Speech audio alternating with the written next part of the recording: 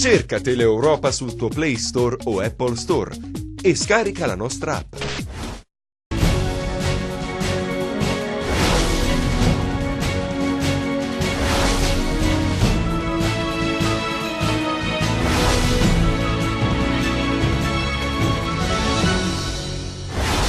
Taglio ai vitalizi degli ex consiglieri regionali, la regione risparmierà 1.200.000 euro in 2 anni. Irto ammette che la legge non cambierà le sorti calabresi, ma è un passo avanti. Dibattito in aula. Si faccia chiarezza sulla discarica di Celico, il Movimento 5 Stelle presenta un esposto in tribunale sull'impianto, l'iter autorizzativo e la bonifica del vecchio sito. Infiltrazione delle cosche negli appalti edili, 6 persone arrestate questa mattina a Reggio Calabria, 17 gli indagati, tra cui un dipendente comunale. Smascherata dalla Guardia di Finanza di Cosenza una falsa associazione no profit, accertata evasione per 200.000 euro. Patto per la sicurezza urbana firmato questa mattina a Cosenza tra 7 amministrazioni comunali della provincia e la prefettura.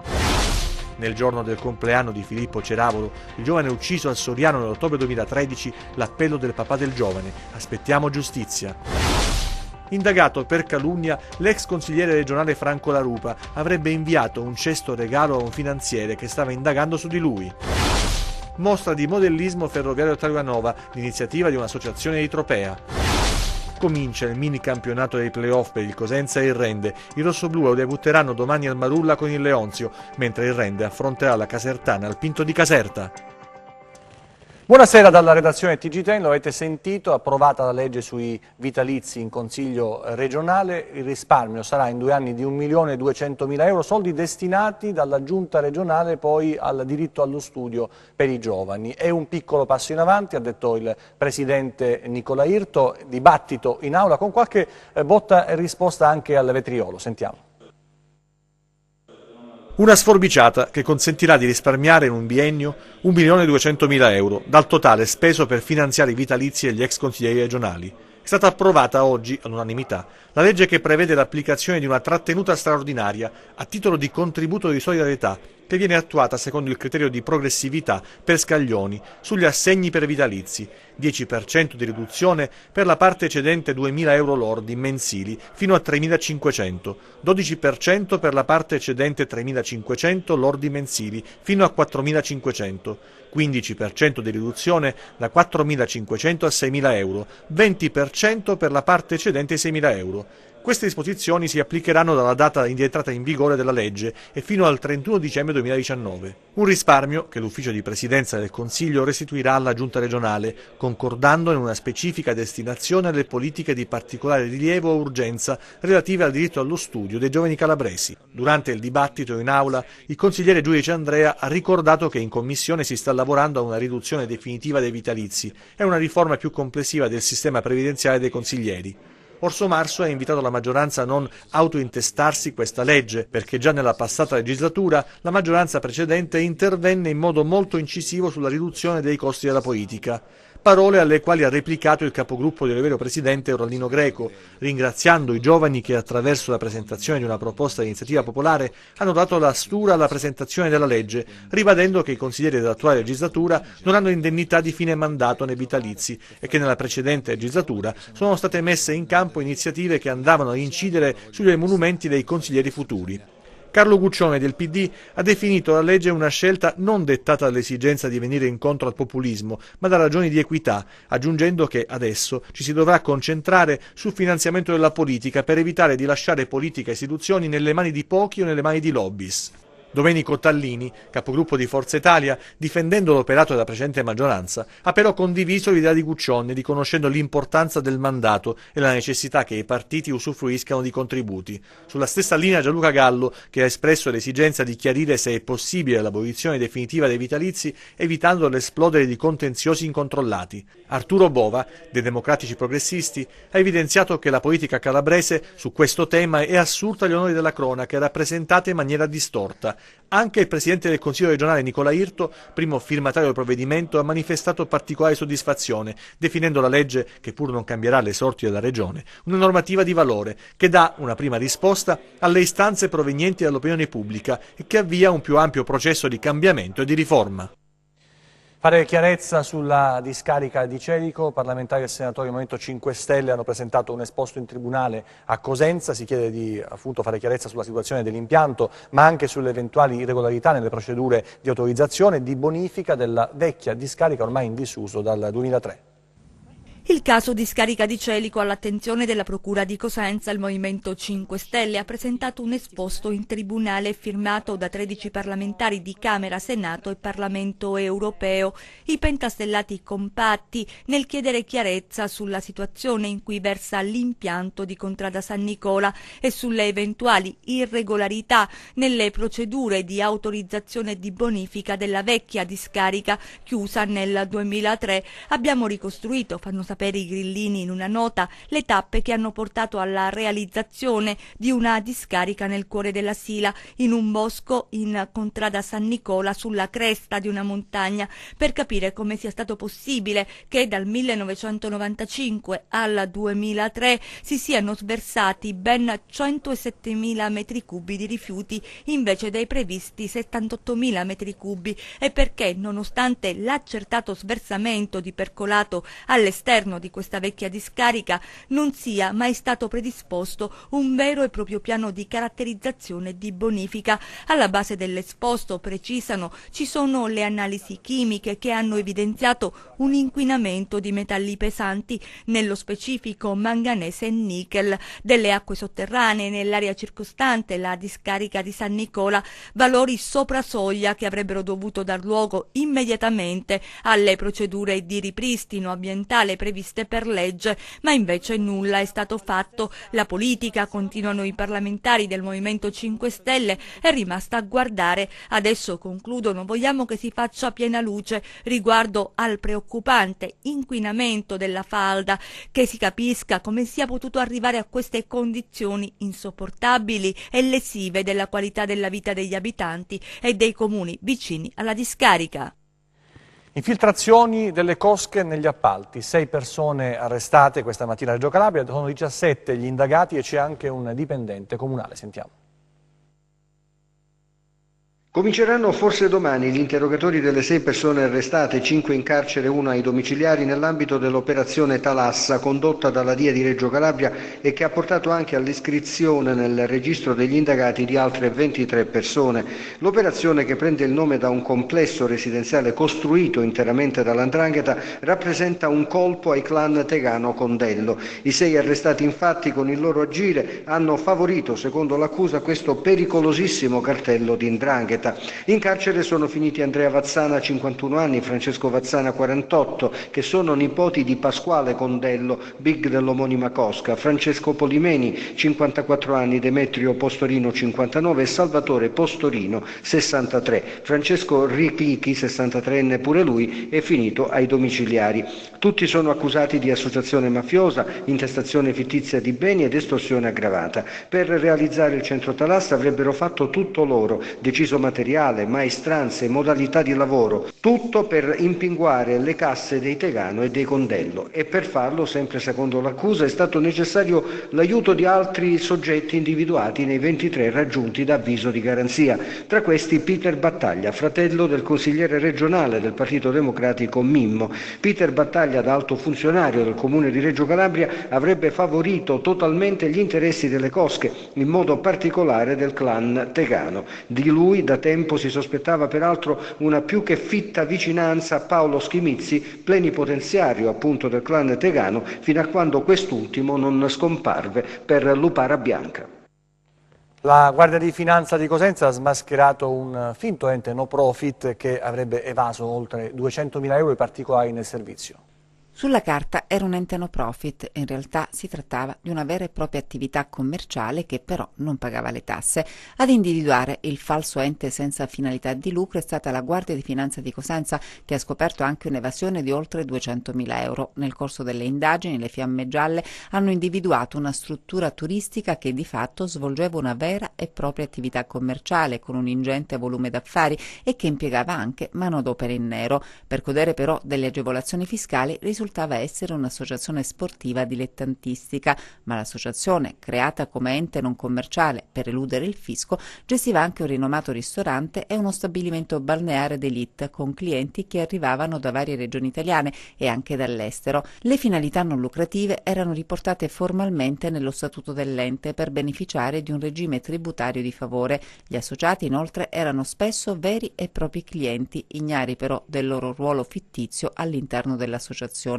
I finanzieri hanno così avviato le indagini e attraverso una verifica fiscale hanno accertato l'omessa dichiarazione e contabilizzazione di ricavi per oltre 200.000 euro. Adesso è stata disconosciuta la natura no profit dell'associazione, che è stata inquadrata come attività commerciale. Questa mattina in prefettura a Cosenza è stato firmato il patto per l'attuazione della sicurezza urbana, 7 amministrazioni, la provincia e il prefetto Tomao, per rafforzare e garantire la sicurezza del territorio. Sentiamo da Franchino. Rafforzare le azioni di prevenzione e di contrasto alle forme di illegalità presenti sul territorio. Con questo scopo oggi in prefettura a Cosenza è stato sottoscritto il patto per l'attuazione della sicurezza urbana.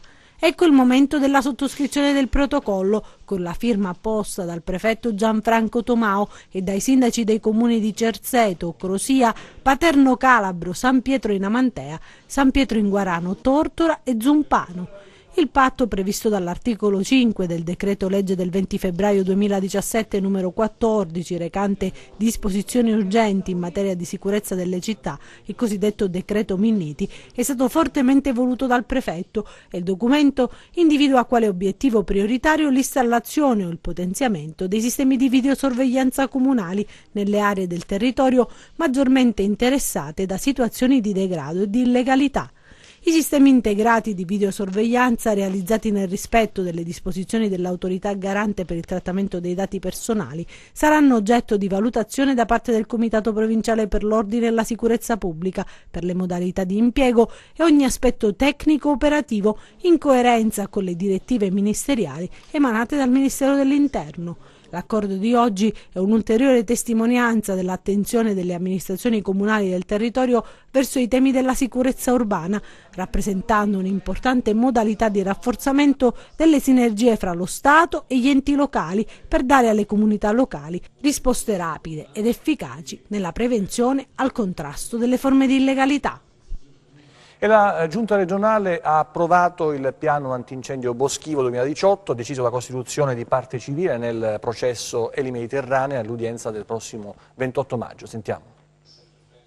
La necessità di fare presto era emersa con forza dal vertice sugli incendi in prefettura qualche settimana fa. Oggi dalla cittadella di Germaneto arriva il via libera. La giunta regionale, su proposta del governatore Mario Oliverio, ha approvato il piano antincendi boschivo 2018. Le fiamme e la paura che hanno caratterizzato l'estate rovente e la continua emergenza del 2017 dovrebbe essere solo un brutto ricordo. Approntate dunque le misure di prevenzione suggerite da forze dell'ordine, protezione civile, volontari che hanno maturato l'esperienza sul campo e si sono confrontati con la regione. L'esecutivo ha anche deliberato la costituzione di parte civile per l'udienza del 28 maggio prossimo nei confronti di Nicola Giancotti, Luigi Tornello, Giuseppe Tornello, Giuseppe Speziali ed Eli Mediterranea SPA, tenuto conto dell'estrema rilevanza della vicenda penale in ordine al duplice pagamento per la stessa prestazione da parte della protezione civile in favore di Eli Mediterranea SPA.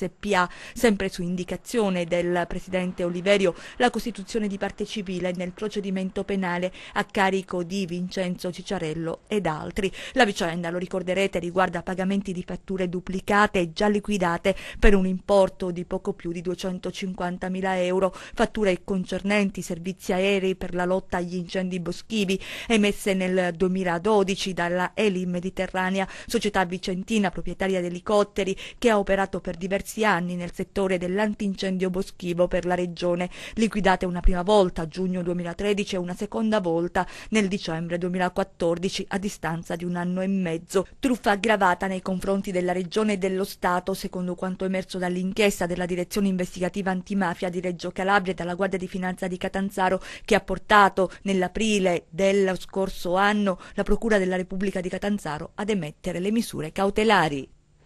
Ancora una grana per l'ex sindaco di Amantea, La Rupa, ex consigliere regionale, adesso è indagato anche per calunnia reale, a metterlo nei guai un cesto pasquale inviato ad un finanziere. È stata perquisita la sua abitazione nel centro tirrenico cosentino.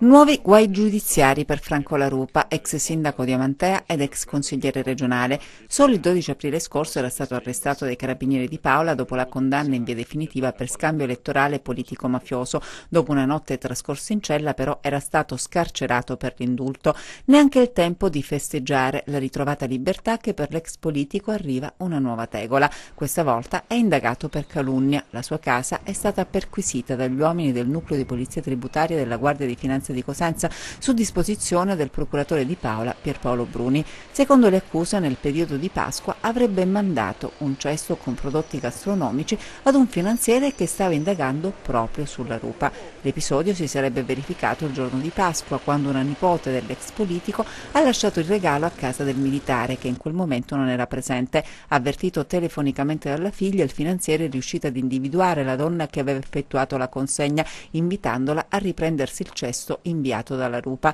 Poi ha informato dell'accaduto i suoi superiori e così sono scattate le indagini. Un tentativo di corruzione? Perché quel regalo proprio ad un finanziere impegnato in un'attività investigativa che lo riguardava? Nella vicenda ci sono molti aspetti da chiarire, per questo La Rupa è stato indagato per calunnia reale. Nel corso della perquisizione nell'abitazione dell'ex sindaco, gli investigatori hanno acquisito cellulari, materiale informatico, argentine. La Rupa avrebbe inviato quel dono al finanziere 2 settimane prima di essere arrestato e poi scarcerato per l'indulto, una mossa che gli ha provocato un'altra grana giudiziaria. Altri fatti, altre storie nei nostri 100 secondi di cronaca, vediamo.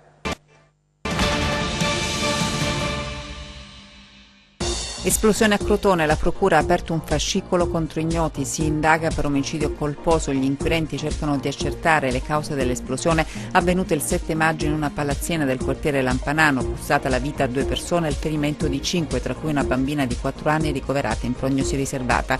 Le indagini si muovono su 2 direttrici, la fuga di gas oppure la presenza di esplosivi all'interno dell'abitazione. 3 feriti nell'incidente avvenuto questa mattina sulla A2 nei pressi dello svincolo di Falerna, 2 mezzi coinvolti, un furgone Ducato e un autoarticolato. L'incidente si è verificato tra Lamezia e Falerna in direzione nord, dove per lavori di rifacimento della pavimentazione è stato istituito il senso unico con restringimento della carreggiata. Sul posto è intervenuto anche l'elisoccorso che ha trasportato uno dei feriti, un uomo di mezza età che viaggiava a bordo del furgoncino in gravi condizioni all'ospedale di Catanzaro. Armi, munizioni e polvere da sparo, nei guai un 81enne a Santa Caterina Albanese nel Cosentino. I carabinieri, dopo aver perquisito l'abitazione del pensionato, hanno scoperto nella cantina sottostante la sua abitazione 2 fucili detenuti illegalmente, di cui uno con matricola Brasa, 35 cartucce e 30 grammi circa di polvere da sparo. Armi nascoste in una tettoia e stupefacenti rinvenute dai carabinieri nell'abitazione di un 44enne nel Cosentino. I carabinieri di Roggiano, insieme ai militari di San Marco Argentano e all'unità cinofila di Vibo, hanno fatto irruzione nell'abitazione del 44enne in un magazzino adiacente, rinvenuti oltre 2 kg di marijuana e 250 grammi di hashish. Immessa sul mercato, la droga avrebbe fruttato 74.000 euro. Su una vecchia tettoia inoltre era nascosto un vero e proprio arsenale. Nel giorno del compleanno di Filippo Ceravolo, il giovane ucciso a Soriano nel 2013, l'accorato appello del padre che ancora una volta chiede giustizia. Sentiamo. Sono passati quasi 6 anni ed ancora si attende la verità sulla morte di Filippo Ceravolo. 6 anni di attesa e di delusione per indagini che finora non hanno portato ad alcun risultato. Quella sera Filippo stava tornando a casa da Pizzoni in compagnia di Domenico Tassone, vero obiettivo dei killer. Una tragica fatalità ha voluto che a morire fosse invece lui. La famiglia da quel momento non si è data pace. Il Papa Martino, con a fianco la mamma di Filippo, ha iniziato una battaglia per arrivare a conoscere gli assassini di suo figlio, ma ancora inutilmente, perché l'inchiesta è stata addirittura archiviata nel maggio del 2016 senza che siano arrivate risposte. Chi ha sbagliato deve pagare, sono 6 anni che noi aspettiamo giustizia, siamo il 75% delle vittime di mafia che non abbiamo giustizia. La grande paura è che questa giustizia, siamo fiduciosi, ci crediamo, però c'è la paura, come abbiamo visto tanti questi processi, come l'ultimo, come quello di Mario Congiusti, dopo 13 anni che gli hanno ucciso il figlio 2 volte, e la paura c'è. abbiamo grande fiducia dalla DDA di Catanzaro, chi fa le indagini per Filippo, però si mettono loro al loro posto, sono 6 anni che ci manca Filippo. Adesso si lavora affinché si possa arrivare a chiedere alla Procura di riaprire il caso per tentare di fare luce sulla morte di un giovane che aveva ancora tutta una vita davanti. Intanto la famiglia, con al fianco il sindaco di Soriano, autorità e i rappresentanti provinciali di Libera, ha celebrato il suo compleanno con una cerimonia insieme agli studenti delle scuole medie e superiori di Soriano che per l'occasione hanno scritto dei temi sulla legalità. È l'occasione questa del compleanno di Filippo per non scordarci di una vittima innocente della mafia e di non scordarci che chiediamo giustizia e verità. Per noi è un dovere essere qui per mantenere viva la memoria di Filippo e di tutte le vittime innocenti delle mafie. Una memoria viva che dà fastidio, come un fastidio che, come abbiamo visto dallo sfregio del monumento dedicato a Filippo, ma deve essere una memoria anche scomoda, perché la memoria delle vittime innocenti delle mafie ci deve portare ognuno a fare la propria parte fino in fondo, per evitare che queste cose non succedano più. Andiamo a Catanzaro, adesso nel Palazzo della Provincia è stato presentato il documento finale del percorso diagnostico terapeutico assistenziale per le malattie renali. Vediamo. La costruzione del percorso diagnostico terapeutico assistenziale per i pazienti nefropatici realizzato dal gruppo di lavoro promosso dall'ASP di Catanzaro e dall'ANED tiene conto delle istanze dei territori e dà risposte ai malati, creando una rete di intervento virtuosa e attenta soprattutto all'aspetto più delicato, quello umano. Temi affrontati alla presentazione del documento finale del percorso diagnostico terapeutico assistenziale per le malattie renali promosso dall'ASP, un percorso frutto dell'impegno di valenti professionisti che hanno saputo dimostrare grande attenzione alle esigenze dei pazienti nel caso di patologie molto invasive che meritano maggiore vicinanza. Preziosa anche la collaborazione di associazioni come l'ANED.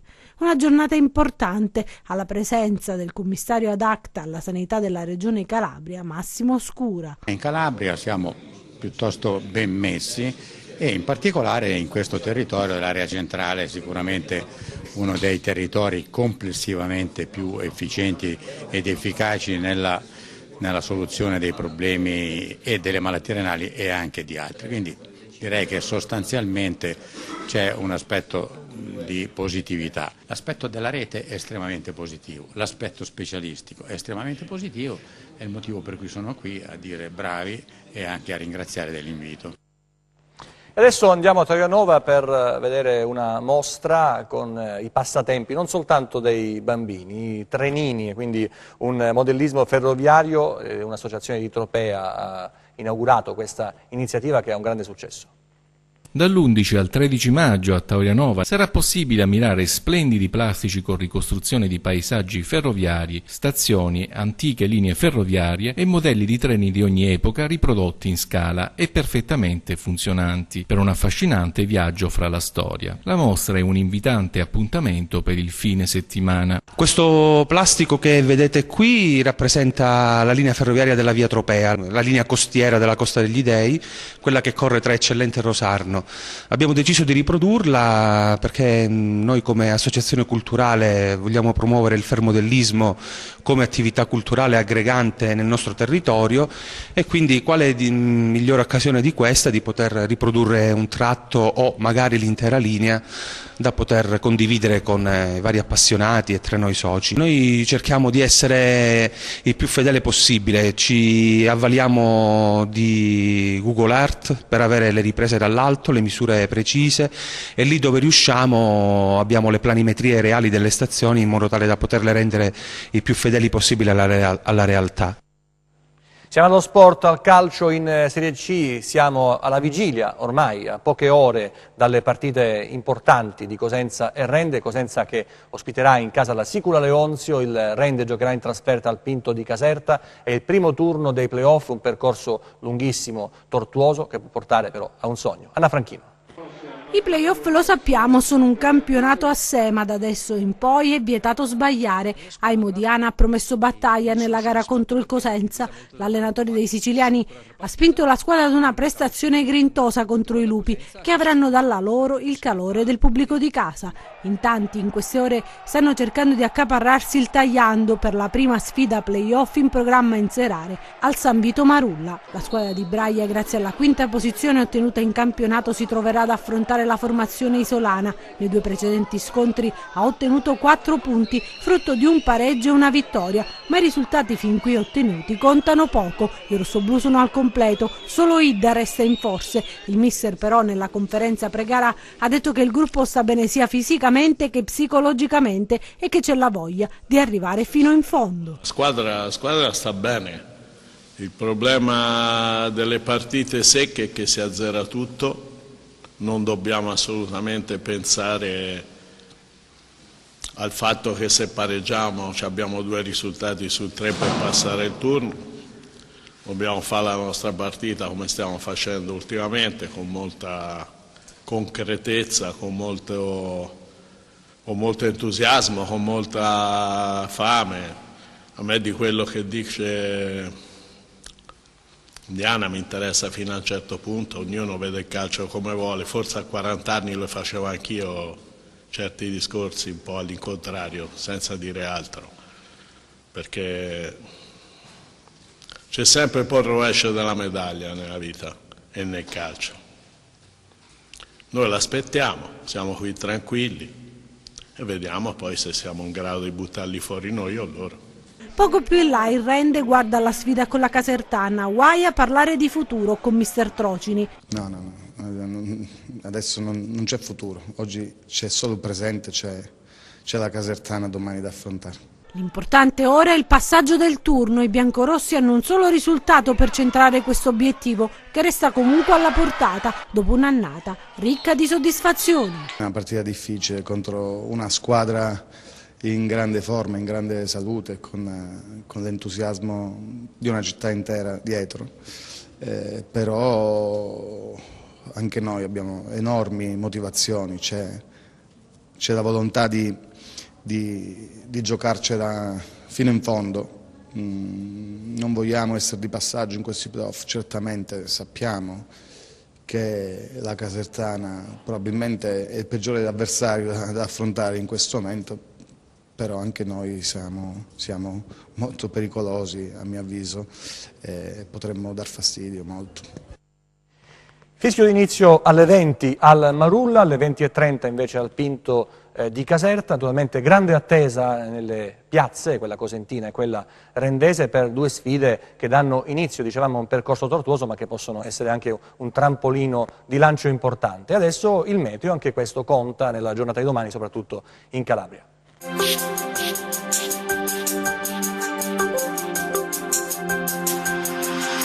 Benvenuti nello spazio delle previsioni del tempo a cura dello staff di Meteo in Calabria. Come si evince dalla carta sinottica, rimane ancora aperto il corridoio freddo in quota che, nel suo percorso, attraversa la nostra penisola. Situazione in stallo quindi, con forte attività convettiva diffusa e più accentuata soprattutto sulle regioni del nord Italia anche per i prossimi giorni. Andiamo a vedere le previsioni in dettaglio per la nostra regione nelle prossime 48 ore. Venerdì sarà ancora all'insegna dell'instabilità pomeridiana, più accentuata su Silo, Pollino, Marchesato Crotonese, Serre Vibonesi, Aspromonte e su Medio-Basso Tirreno, con deboli piogge associate. Altrove il cielo si presenterà sereno o poco nuvoloso. Andiamo adesso a dare invece uno sguardo al comportamento previsto di mari e venti. Venerdì avremo ancora venti di maestrale a regime di brezzatese sul Tirreno, con mare mosso. Sullo Ionio i venti saranno da sud-ovest moderati sul Golfo di Corigliano, con mare mosso, deboli da sud-ovest e da nord-ovest su Ionio centrale e meridionale, con mare rispettivamente poco mosso e mosso. Bene, prima di salutarci vi rinnovo il consueto invito a consultare il nostro portale online all'indirizzo www.meteoincalabria.it, nonché la nostra pagina Facebook all'indirizzo facebook.com/meteoincalabria, dove potrete interagire direttamente con lo staff di Meteo in Calabria.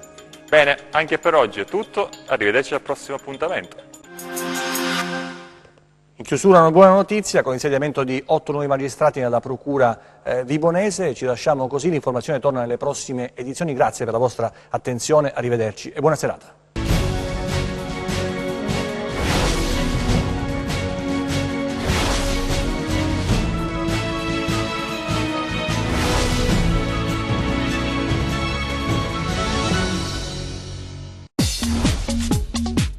Cerca Teleeuropa sul tuo Play Store o Apple Store e scarica la nostra app.